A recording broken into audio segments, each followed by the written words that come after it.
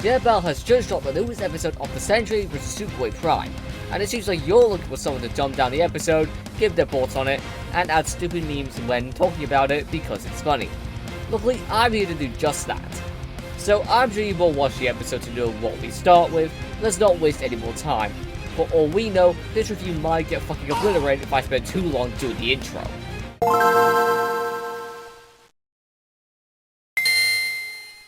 As all episodes start, we begin with the analysis of the fighters, which if you find boring, you're boring, I don't fucking know. And this does the usual stuff you want an analysis to do. It tells you who they are, gives you details on their powers, and it ends off with discussing their arcs. And for both characters, I think this episode did a really good job at it.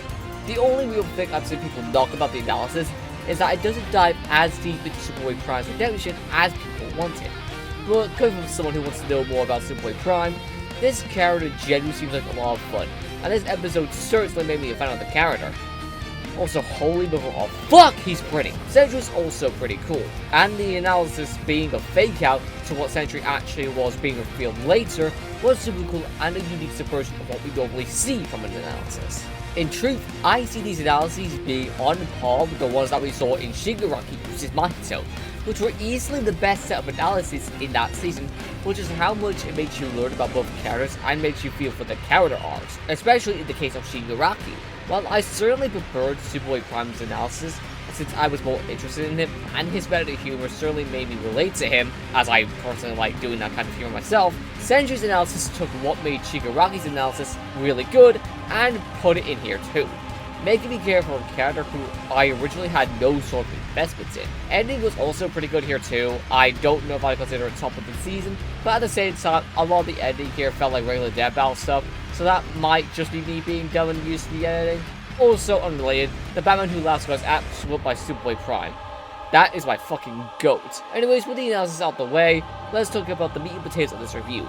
The godsend of a fight that it had. The fight starts off in Metropolis, however I'm going to pretend that it starts in New York City, simply because I wanted to make an MCU joke. That city gets blown up every single time. The fight is one of those already started fights, similar to Bakugo vs Red Say a few episodes ago. However, judging from Sentry saying that the city wouldn't last much longer, I think Sentry wanted Superboy-Prime to leave so the fight would consume Prime with the city. But Prime, knowing that a comic crossover would be peak, sticks to fighting Sentry. After feeling his cool onomatopoeia attack, it's a bit of a back and forth before Sentry tries to use the power of a million exploding suns against Prime, which just ends up making Prime enter Prime time and using a punch that already affects reality. However, in doing so, Floyd looks ready to break out of Bob and take over, leaving the Bob repressing him. This hesitation results in Bob getting crushed by a train, which I'm not gonna lie, the initials on the train nearly spell out Nerf, which I thought would have been pretty funny.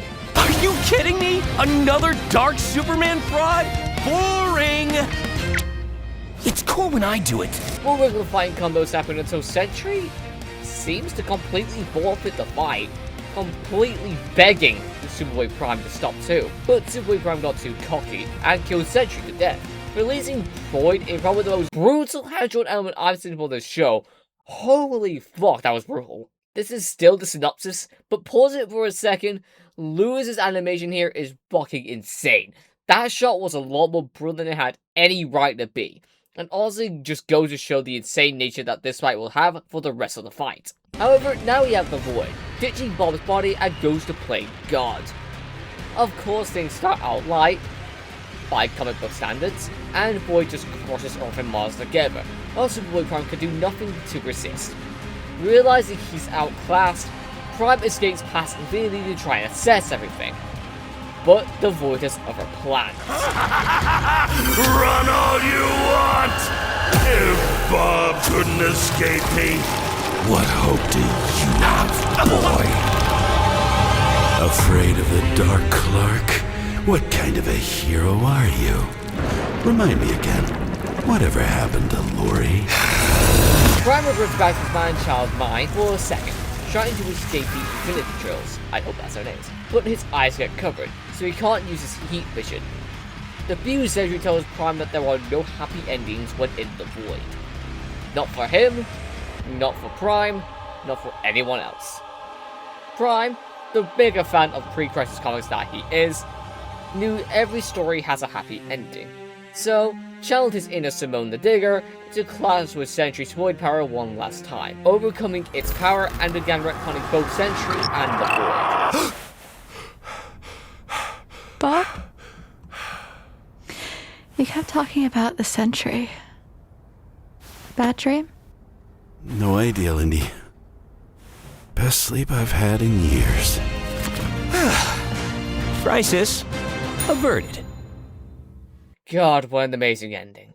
Retconning the Void and Sentry so Bob can just live a normal life? Honestly, from what the analysis portrayed, that's more than what this guy deserves. Prime really did Bob a solid here. I'll gush about this a bit more, but let's discuss other stuff first and leave writing for last since that's where the big stuff comes in for this review. Now, let's start with the animation quality, which obviously is very well made. Obviously, we have sprite animation done by people such as Origin and Lewis, and as per usual, they knocked it out of the park. The sprites are very well made and animated across well the entire fight. The same applies to the hand-drawn elements too. I already mentioned the scene where Void comes out of Bob being absolutely insane with just how brutal it was, but obviously other stuff like the Infinite Drills and the final clash at the end mirroring Simone vs Kyle is also very well animated. However, the main thing I wanted to talk about here, at least to me, is the use of rotoscoping done by Leviathan. Rotoscoping, in a nutshell, is taking existing footage and making an animation based on that. So this section will be a quick detour explaining how Leviathan used this to help make Sentry vs Superboy-Prime. Basically, Leviathan filmed the videos in a cyclorama studio to create a base frame for the animation, keyed out the white background in After Effects before putting a mishmash of layers and effects over the rest of the footage to create an effect similar to both the Void from the Thunderbolts movie and the Void from the comics, a shadowy entity surrounded by red aura. The reason I wanted to discuss this is pretty simple. I'm a fucking media nerd, so when I see all the cool stuff that people in the industry use, it makes my brain happy. All in all, very good work from every animator across the board. Everyone here was very talented. Now, next up is the voice actors, so let's quickly jump to that. Sentry, as well as the Void, was voiced by Philip Sacramento, who just can't catch a break.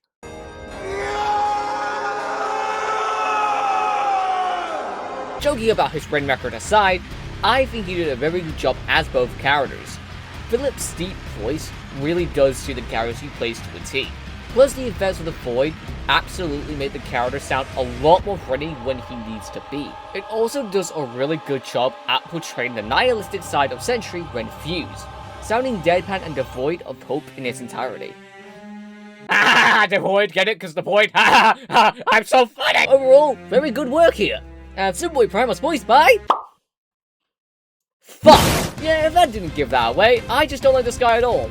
Granted, I'll put my dislike of Sean Chiplock to the side and say he did a good job at voicing Superboy-Prime. He gives the perfect amount of boasting energy needed for this cocky son of a gun, and his screams while in the Void when Prime reverts a bit to his man-child phase are also really good.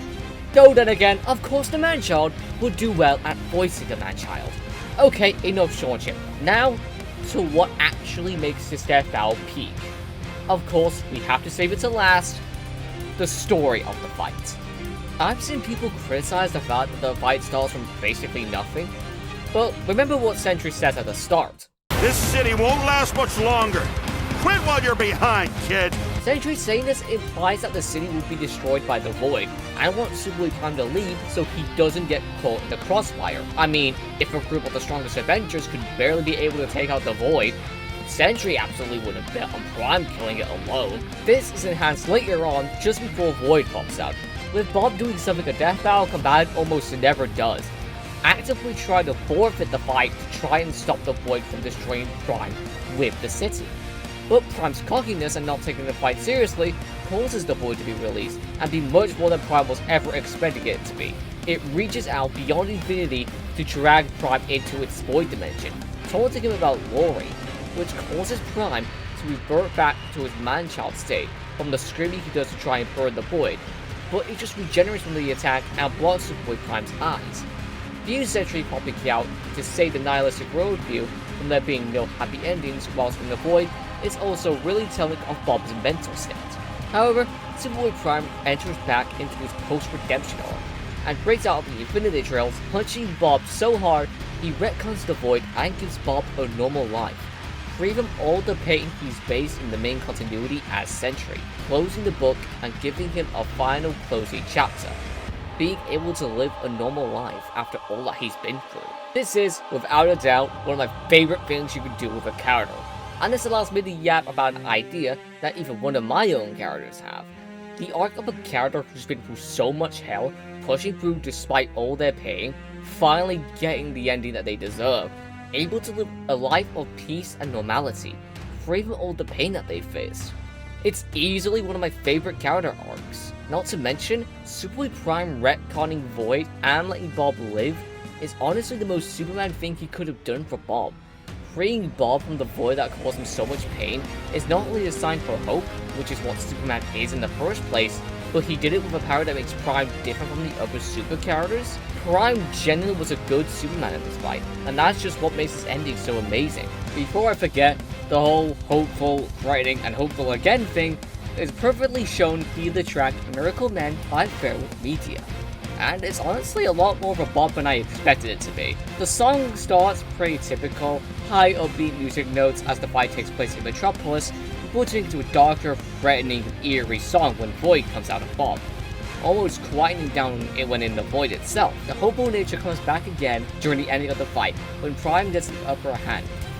Outside of that, there's not really much else to say about the song. It's a bop, and that perfectly encapsulates the skill of the fight to a T. Overall, that's the fight dumbed down, and what I think makes the fight so amazing in the first place. Animation was amazing, the powers were shown well, but overall the writing was on the charts, with Superboy-Prime saving Sentry from what caused him so much pain by retconning the Void from existence. Yeah, the conclusion is basically everything you can expect from one by this point, and I agree with everything it said. I do not know what more I can say about it.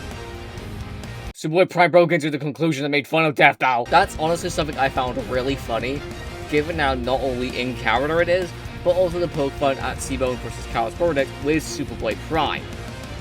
Even if I agree with him verdict-wise, Seabone bragging about being kind of like one lack but no limit fallacy would send him back to Kamina, but that's the conclusion.